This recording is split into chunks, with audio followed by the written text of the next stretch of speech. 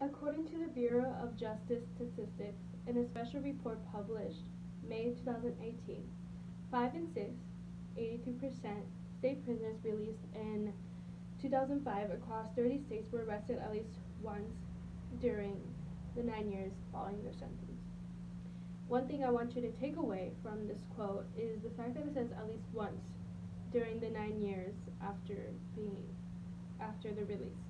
Um, this could mean that they were arrested twice, probably more than that, um, but it is at least once. Today, I want to talk about the United States incarceration system and argue that it is a poor system and should be improved. The two main topics I will be touching on are one, the poor help that the United States provides to criminals, and two, the high recidivism rate that the United States has. Now, the United States has many opportunities. That's why a lot of people, immigrants, flee to here. Um, a lot of successful people are here. Um, we have many liberal stuff, rights, and freedom because it has a lot of opportunities.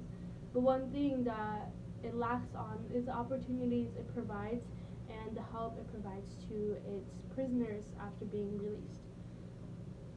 Um, a thing that states do, a lot of states, is gate money.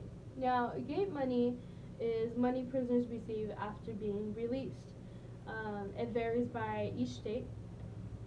Some states do a different thing, but the majority do gate money, and some provide $200, others $20, some it just varies.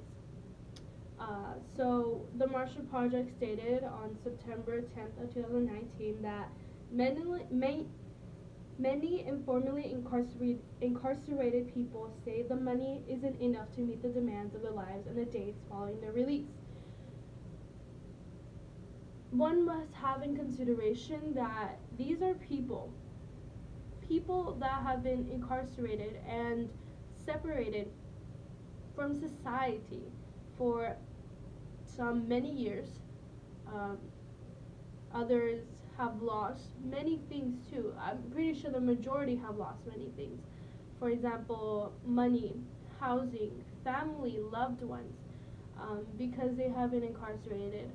And the money that the United States provides through gate money is helpful, but just isn't enough.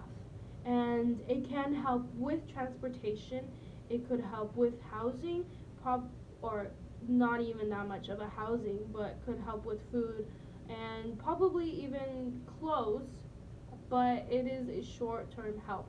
And these people need a long term help. The two main crimes convicted by recidivists, and recidivism is a tendency to go back to a crime and being incarcerated again. The two main crimes they convict are theft and assault. Now, this does connect because when you do theft and assault, it's because the majority of the time you need something or trying to find something. And at times, when we don't provide the help to these prisoners, they just try to find it on their own. And that's why they commit these certain crimes. Now, the Art and Social Science Journal conducted a study that published July 31st of 2018, stating, additionally, the findings of the study reveals that the main contributing factors of recidivism were economic problems like poverty, lack of income, unemployment, and poor living conditions, because this study found that most of the prisoners do not have a job and enough income before and after imprisonment. Like I stated before, the majority of these people have lost many things through the process of being incarcerated. Some before, that's why they were incarcerated, because they committed certain crimes, and after, because they don't have these factors that I just stated now from the quote. Which leads to my next point. The United States has the highest recidivism in the world. Again, recidivism is criminal having the tendency to commit a crime again and being incarcerated again. And the United States has the highest rate of recidivism. Now, the United States is a fairly big country, and it has many opportunities, but it has the highest recidivism rate, and something isn't connecting there. Norway has the lowest and has an opposite system from the United States. Norway does a restorative system.